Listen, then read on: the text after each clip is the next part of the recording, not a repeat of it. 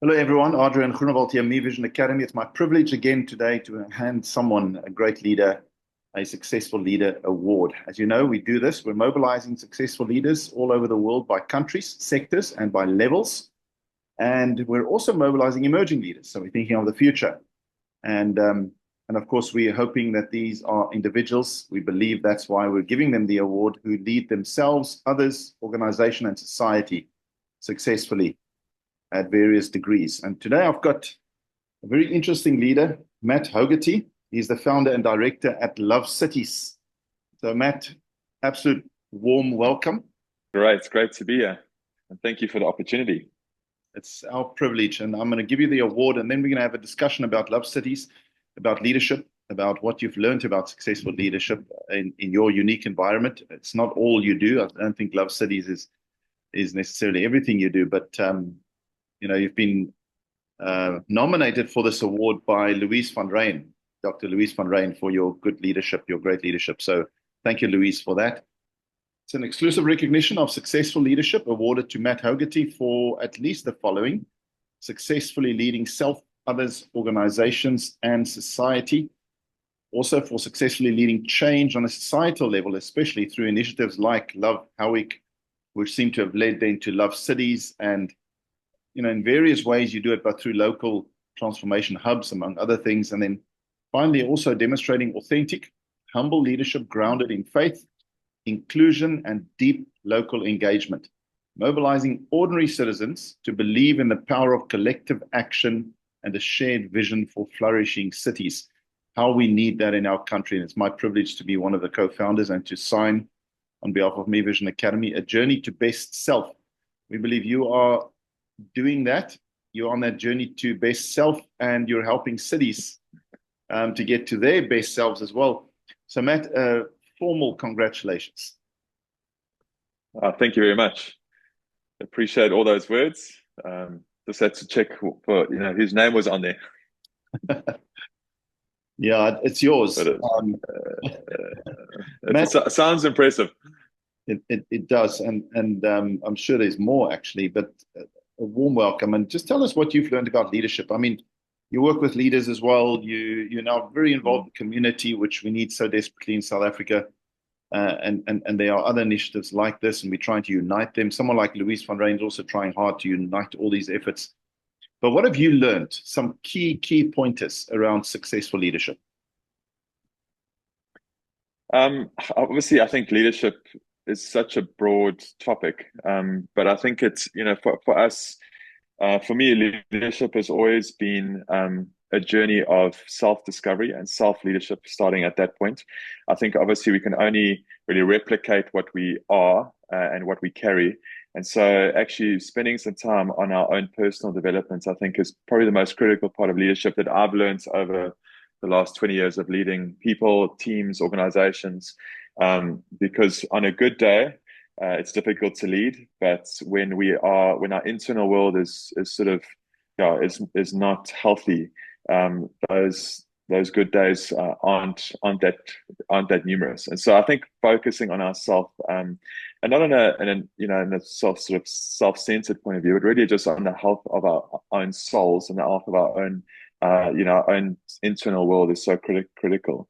But really, for me, I look at our teams and I look at what we are building, and really, it is about amplifying the strengths and the abilities of others. And I think that's really, even in the work that we do in communities, it's looking for that uniqueness, looking for, we say, the gold in each other, and trying to bring that to the fore. It's almost like a mining exercise. Every person has got gold tapped up inside of them, skills, abilities, talents, just the way that they perceive and see life. And so actually getting to the point of mining that out is so crucial. But it does require us to be very patient. I think it does require, in terms of leadership, for us to look at long-term journeys, not just short-term success. We can, as teams, organizations, kind of achieve a target, but not necessarily shift the needle on transformational growth or change in people. And so I think the long-term approach is obviously, for me, always the big leadership challenge is how do we actually take people and move them into a new space in terms of the way they think, in terms of the way what they believe about themselves, in terms of what they believe about the world around them, and their contribution that they can make to the world. And so leadership definitely is an inside out job and calling. And I think it is something that even in our organizations, looking at the internal health of people, the strength of people, and trying to bring that to the fore so that there's long-term impact for us is obviously a crucial conversation and something that we're consistently working towards. That's fantastic. Now, just maybe for a moment, and Love Cities. I mean, that's a community-driven initiative, and it's very formal. You're tackling it, it seems, very professionally, but still a difficult environment to stay motivated, to remain funded, to uplift people, to get them to look beyond their daily bread and butter work that keeps them so busy to go further and lift their community. Tell us a little bit about Love Cities and then how leadership has worked there. So originally, probably about 10 years ago, I was involved in leading a school. I was principal of a school, leading a church, and I was really desperate to obviously see our community transformed. I think the nature of leaders is that we want to see the world around us look better, feel better, operate better. Just people having more opportunities, moving into spaces where their potential is maximized. And so I was driving on our community and feeling completely the opposite, disempowered, feeling like actually what good can one person make? Is there any opportunity here for us to influence in a positive way? And so driving around, the default in that moment was to complain and to really focus on all the negative things. And I realized obviously very quickly when my daughter at 5 years old stopped me a few minutes into the conversation, said, "Dad, why are you always complaining? Why don't you do something about it?" And so I think the fundamental shift in terms of Love Cities and Love Hike at that stage when we started was moving from a disempowered mindset to one of empowerment. Actually, I had bought into sort of powerless beliefs, limiting beliefs that said, what good can one person do? How can this possibly change? Is there any hope? Is there any future that we can try and impact positively? And so putting all those limiting beliefs, to bed and actually saying, well, let's give it a try. Let's do something about it, taking that first step. And I think for leaders, we see a preferred future. We understand that there is something better that we are building towards, that we're fighting for. But often it's those self-limiting or those restricted belief systems that get in the way. And so when we can confront those with truth, when we can confront those with a bit of honesty and a lot of courageous, bold risk steps, I think we can shift over that line and start to see momentum. And so Love Cities has really been about helping people to move over those limiting beliefs. We're big on narrative development first. So in other words, what story are you believing and how can we actually start shifting that story, both from a personal point of view, but also from a collective point of view. And once that narrative begins to change, we start feeding off stories of transformation, feeding off possibilities, feeding off stories of hope, and starting igniting each other in a narrative that's far more life-giving, far more potential-orientated, opportunity-orientated.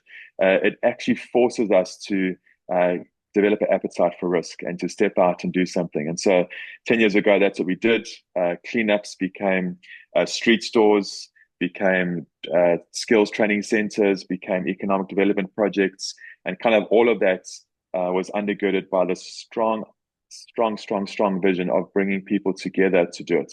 So uniting communities, different sectors, different demographics, different ages, working collectively on these risk projects, as I call them, taking those steps, not knowing what's going to happen on the other side, but believing in a better future. And I think, from a leadership perspective, the partners that we have in Love Cities have made that transition from, we're not sitting on the side spectating anymore. We're not we're not the product of our self-limiting beliefs, but actually want to take a step forward. And so our goal is to activate, our goal is to inspire, our goal is to really just motivate that step and help people with practical, how-tos to actually get these things moving. And so I think, I always believe leaders, we can't just have a vision for the future, and not actually have some way of actioning that vision and starting to see noticeable results. I think nowadays, visionary leadership without strategy and good implementation and actually shifting the needle on change really it's just talking.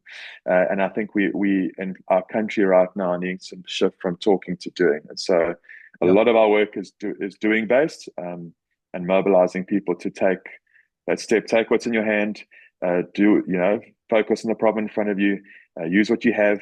And so allowing people to really take risks in those spaces has been a big part of what we do. So Matt, I mean, Love Cities is now functioning in a couple of cities, towns, right? Yeah, so 7 provinces in South Africa. There's a few partners in different spaces within those provinces. So from metros like Nelson Mandela Bay, Bloemfontein, Mangaung, through to Muldersdrift up in Joburg, Khondor, Mpumalanga, which was previously Piet Retief. Looking at in the KZN area, obviously we got ourselves in Howick, Nottingham Road, and Popameni, and Amanzimtoti down the south coast, and yeah, probably a Bergville up north from us. And so yeah, it's starting to. We're about a year and a half in, formally starting the network and starting to create a support structure, starting to create a sort of a back office support base for our partners, but also helping to mobilize best practice within different sectors and obviously within different scopes of project work that we do. And I think the goal for us is really is not we want to empower local communities to take action and to own their own transformation journey. So our role is merely an activation one. Let's get you started. Let's help you in the first few steps, which are obviously the most daunting and ones where we need the most support. And then also to support you along that journey so that, we don't feel lonely in the journey. I think one of the most critical parts of leadership is actually, I think what it sounds like you guys are creating is this shared space for us to co-create, collaborate, understand the dynamics of leadership, support one another. And I think that's, leadership can't be in a vacuum. We can't be isolated. I think I've seen far too many, and I've had far too many moments in my own leadership journey feeling alone and going, well, where do I find support? Where do I reach out and actually partner with somebody else to make the burden easier? And so we don't want people to feel like that. As a Love Cities network, we want to bolster, support, partner, and really feel like people are connected to a bigger story. Matt, do you feel hope for South Africa and our cities and our towns that are, people would say, falling apart? And if you do, I'm supposing you're going to say yes. Do you feel that hope every day, or is it it's exactly what you're saying now? I wrote an article now on leadership, and someone that I know is in the US responded that I'm in a dream world thinking that there are leaders like the ones I described in South Africa. And I said to him, well, I meet them. I can see that you would see what you see. It's very easy to see that in South Africa, very negative, and there's no hope and so on. But I meet leaders like Matt, like Louise, like Garth Jaffet and others that I think are giving us hope and part of the solution. What's your feeling? I mean, you obviously know more than most what our state locally are like because you're dealing with it in reality in different geographical areas. Do you continue to have hope that we can do this? 100%. I always say to everybody, hope is not a naive belief that there's no problems, or that we live in utopia. I think that's misguided, and I don't think it's true. But I do think hope is the choice to not give those problems the ultimate place of influence in our lives, and so we have to shift towards focusing obviously on the right things, because we can either focus on the negative, and I think neuroscience proves that, or psychology, that we kind of gather evidence for what we focus on the most. And so if we focus on the problems, we're going to find enough evidence to prove those problems exist, and more so than the good. But if we shift our focus to what is happening, to listening to the right stories, to turning down the noise of media, and amplifying the voice of stories of hope, stories of transformation. I mean, just this yesterday, one of our facilitators in one of our skills centers was telling me about a story of a young guy in his 20s, jobless, hopeless, discouraged, and actually came to our dream center to run to part of our 1-1 sort of transformational leadership journey. And at the end of it, he just said, I, at the beginning of this journey, did not want to work. Everyone said I was lazy. Everyone said there was no hope for me. Just my life. I loved being at home doing nothing and just seeing my friends all day and just kind of, just existing. He said, but now I actually want to work. I want something better for my life. I want purpose.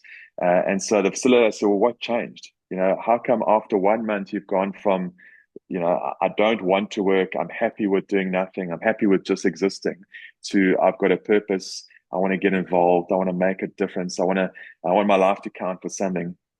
And without a blink, he turned around and said, I changed the way I believed about myself. And he said, this journey has helped me to believe that I am actually not lazy, that there's incredible potential inside of me. There's something I can add to the world. And this was his words. And so in the front of the class, the class erupted with applause. And so I think those are the stories that we get to hear all the time. And those are the stories that we need to magnify in this country. It's an individual who's saying, I'm choosing to believe that I've got more value, there's more worth in me than I'm currently living out. And how can I start to shift the way I believe and think and actually move into space of purpose where my life counts for something? And so I think for me in South Africa right now, we need leaders who are, again, creating the stories through their transformational leadership journeys that, and organizations and strategies and whatever projects that they're doing that actually get amplified above all the problems that we're facing. Because there are incredible leaders out there. There are incredible organizations. They're groups. I mean, I travel around South Africa, the privilege of going to see our partners, but also start new projects everywhere. And I have not yet met or entered into a conversation in a particular town or city where there isn't some type of positive story of what is happening on the ground, the change that is happening. And so I think those are things we have to really start feeding off, because if we feed off the trough of good news, we're really going to be stuck in a pit for a long time. So we've got to shift what we're feeding off and allow others to benefit from that. Yeah. Matt, just before we end off, basically, I wanted to stop you earlier, but I didn't want to stop your momentum. But you said hope is what? Just tell us again what hope is. It's not a false blindness. It was so wise what you said there. Yeah, so hope is not denying that problems exist, but it's actually just choosing not to give them the ultimate place of influence in our lives and in the way we think and the purpose we are building around us. So that area of influence is really what we want to make sure stays in the realm of possibility, in the realm of opportunity, in the realm of actually a preferred and better future for all. And that's what we're fighting for in this country. Yeah, it's a choice. So last question, have you found your purpose on earth? Why does Matt exist? I love to build people. I love to build things. I love to take things that are in infancy stage and actually build and amplify them. And so for me, what I'm doing right now, whether it's on a micro sort of scale within individual work that I do a lot of work with building entrepreneurs and helping business startups. So it's more in individual spaces. And then the work we do in Love Cities is reimagining what towns, villages, townships, cities could look like when we unite government, business, NGOs, education, media sectors all together around collaborative vision and collaborative projects that we can implement. So we're building on the big scale and we're building individually. And I'm hoping that together, when we bring those worlds together, there is significant momentum and change in our country. Matt Hogarty, thank you for what you are doing on a one-on-one, on a community level. And again, congratulations on your leadership award. You deserve it. Thank you so much. Absolute privilege.